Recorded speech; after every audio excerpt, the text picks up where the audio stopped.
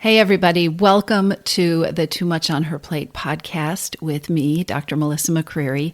This is the place to be if you are ready to ditch the diets and find your own true way to creating freedom from overeating and emotional eating without more overwhelm and without more stress. Whether you are new to the podcast or a longtime listener, I made something for you. For a while now, I have been getting questions and comments from listeners saying, I love the podcast and I would really like a guide to how to digest past episodes. Where do I start? What would be most helpful? And so I've created a roadmap for you. The Freedom from Overeating Roadmap for Smart Busy Women is a guide to must-listen podcast episodes. It's your roadmap for how to get started or podcast episodes that you might want to revisit because they are super helpful for understanding the approach that I take in the podcast. And in addition to this free user guide, I have also included resources for beginning to address the reasons that you overeat. That eternal question that your brain wants to ask, okay, this is all very interesting, but what do I do? If you haven't downloaded it yet, go to toomuchonherplate.com/map, M-A-P, and grab your own copy of the Freedom from Overeating Roadmap and podcast guide. Hit pause, do that first, and then let's dive into this week's episode. Hey, everybody. Welcome back to the podcast. Today, we need to talk about hidden hungers again. In fact, I don't think we can talk about hidden hungers enough because your brain has had other unhelpful messages reinforced so many times that if you are like most human women in this culture, they just come out of your pores as naturally as sweating, right? All the things that we believe about what you need to do to shift patterns of overeating or emotional eating or to take better care of your health tend to disregard or completely override hidden hungers. Or if they acknowledge that you have hidden hungers, and I will go over what I mean by those if you are new to this podcast in a moment. But even if your brain acknowledges that hidden hungers might be operating, that there's a reason that you are overeating or stress eating or boredom eating or emotional eating, there's that message that it can get ingrained so deeply that you just shouldn't have hidden hungers, that there's something wrong with you if you can't override them or power your way through them. And this causes a lot of trouble. So here we are again. I want to talk about hidden hungers. I'm going to talk about why high achievers struggle to stop overeating patterns, why high achievers struggle to lose weight, and what to do about it. And I think this is also particularly timely. I am recording this at the end of the year, and 'tis the season. There is so much emphasis right now on gathering together your results from this year, thinking about what your goals are for next year, starting to cogitate on what's your plan going to be? What's your approach going to be? How are you going to be different in the new year? All that stuff. And it is so easy. And actually, we're manipulated into it. If you just take a look at your social feeds, to get swept into this idea of, I just need to do more. I just need to be different. And on the surface, the recipe that we all know so well, just eat less, move more, or now it's more refined, it's more fancy, it's tweak. Eat less of this, right? Eat more of this, move more in this way. It sounds so simple. And I know you know this, and your brain also needs to hear it on repeat. You're a smart person. If it was that simple, everybody would have figured it out by now. If moving more, eating less was a simple thing to do and it was all this uncomplicated, we wouldn't be having this conversation.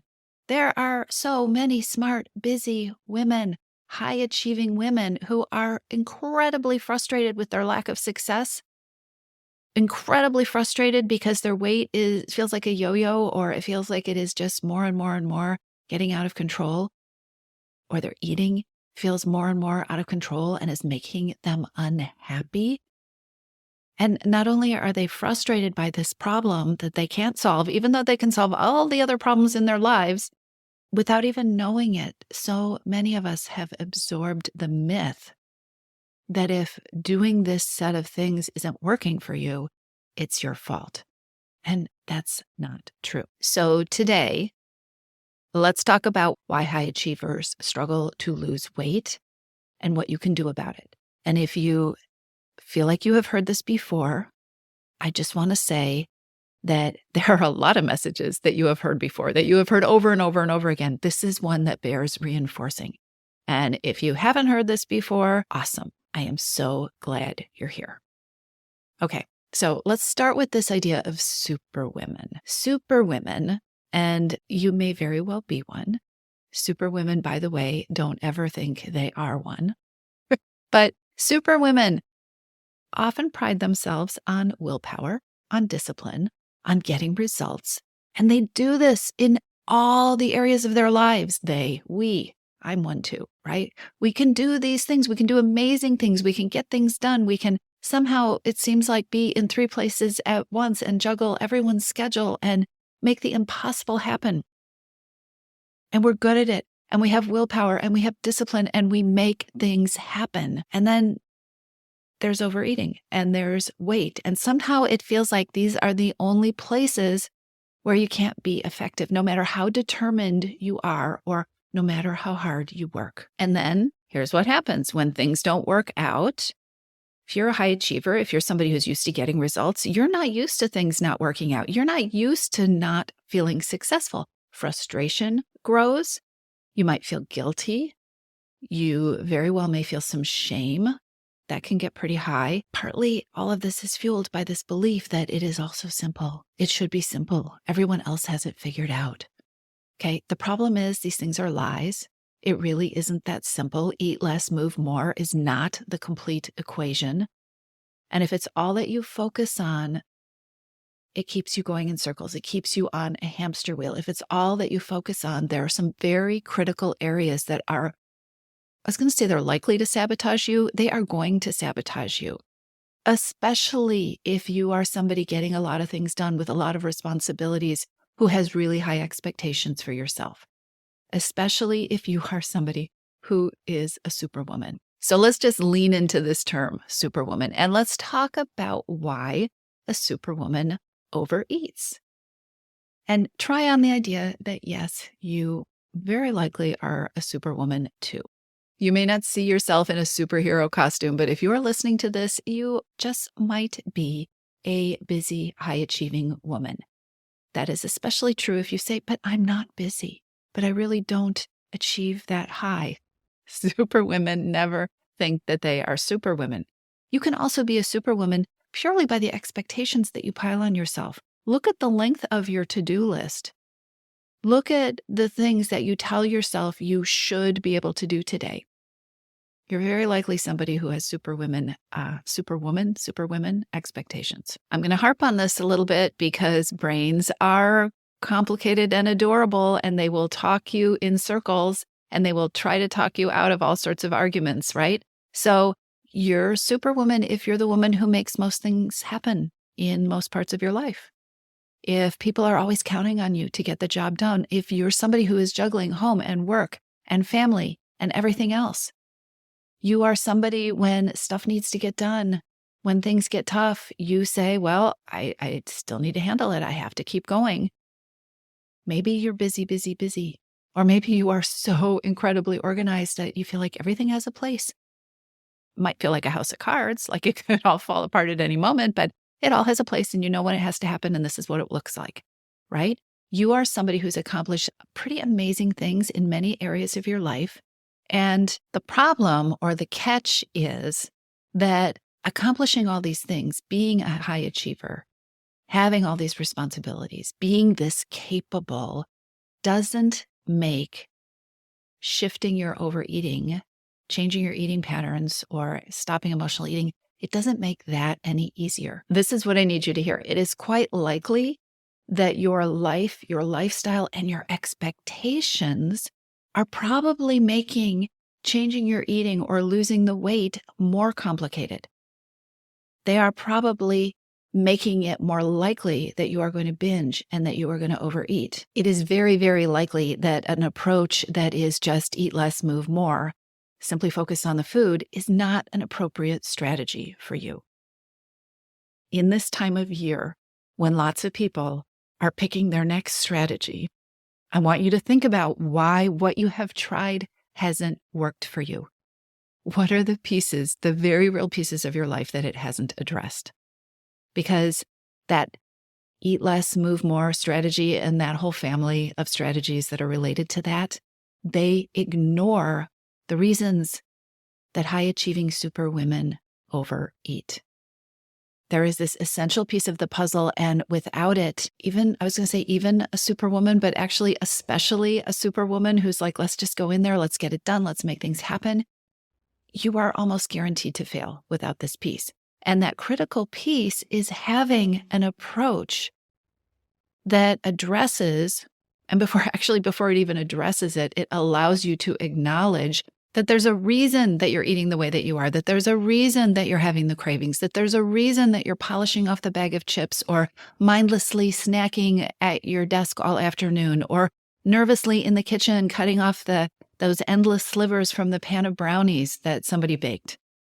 There is a reason, and giving yourself permission to know that and then having a set of strategies, an approach that acknowledges that and addresses the reason, that is what you need to succeed. So hidden hungers are hungers that result from some of the very common and intertangled reasons that smart, busy women find themselves reaching for something to eat when they're not really hungry.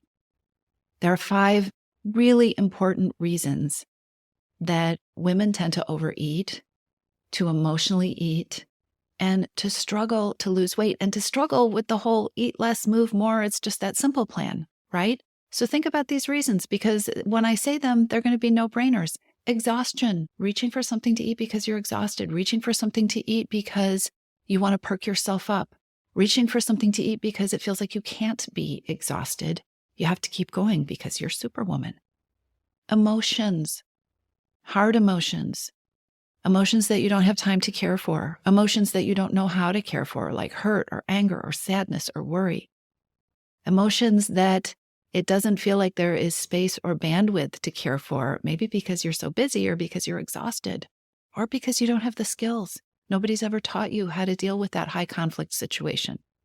A third big reason that busy, high-achieving women overeat is stress. You know this one. Just simply stress and stress eating.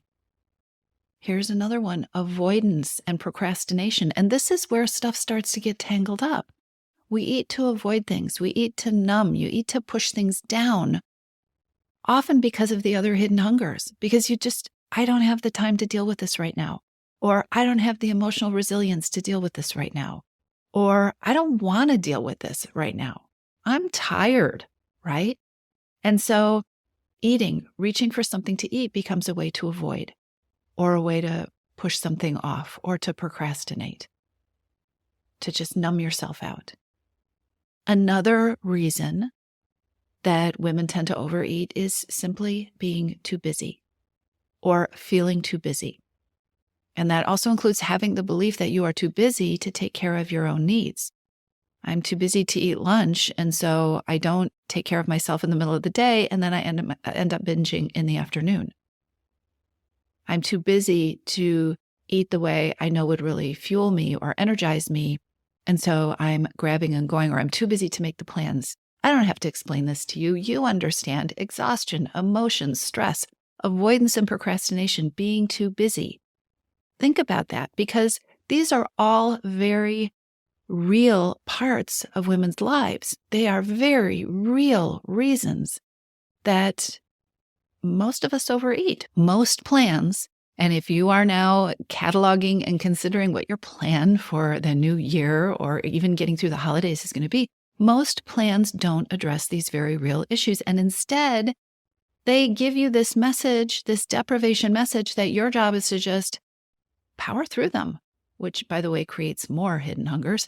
Just power through these reasons that you're overeating. Just push through, have more discipline, have more willpower. Just stay on your plan, right? If that is the approach, it's not only missing the point, it is not taking care of what is fueling your urge to overeat in the first place. It's actually adding fuel to the fire by making these things bigger and harder and more tangled up. And so what you end up with is this battle where even on a really good day, you are constantly struggling to stay ahead of it. You are constantly fighting to be in control of your eating instead of, when we lay it out this way, it can sound very simple or very common sense, taking care of the reason that you want to overeat in the first place, so that the wanting to overeat, the urge to overeat, the trigger to overeat, the mindless cravings, imagine them just going away. So you don't have to put that precious energy towards fighting them anymore because you have cured them. This is a message that I will repeat to you as many times as your brain needs to hear it. For most of us, the key to not eating the whole bag, the key to not finishing the whole thing, even though we're already full, the key to staying on track and actually eating in a way where we wake up feeling great in the morning, where your pants fit, where if it's your goal, you lose the weight. The key to this begins in figuring out how to deal with our complicated lives, because our lives are complicated, how to deal with the hidden hungers, how to deal with our needs and our desires and our wants and our feelings without overly relying on food, without relying on food to the extent that it doesn't feel right or good, to the extent that we're not solving the real problem, and it's just kind of laying there or festering or growing. When you deal with the reason that you overeat, this is how you create peace with food. This is how you create freedom from overeating. This is how you create lasting changes, because it is an approach it's a smart approach. It's an approach that solves the problem. It's an approach that gives you solid solutions for the reasons that you want to eat in the first place. I will repeat this as many times as your brain needs to hear it. The journey towards creating peace with food, I want you to hear what I said. Not just getting to the destination, but the journey, the process of creating peace with food, the process that I use with my clients, the process that we do in the You're Missing Peace program, the process actually makes your life better. Even before you get to the goal, even before you finally figure it out, even while you are still struggling with cravings and urges, but you are starting to tend to the reason that you have the cravings and urges, you are feeling better. You are feeling more confident. Your life is getting better. You are feeling more capable. You have more energy. So even the path to getting there, even before you get to the goal, you're getting a payoff. That is so different than that eat less, move more approach. I am telling you this because it's very likely your brain needs to hear it. You do not need another food plan.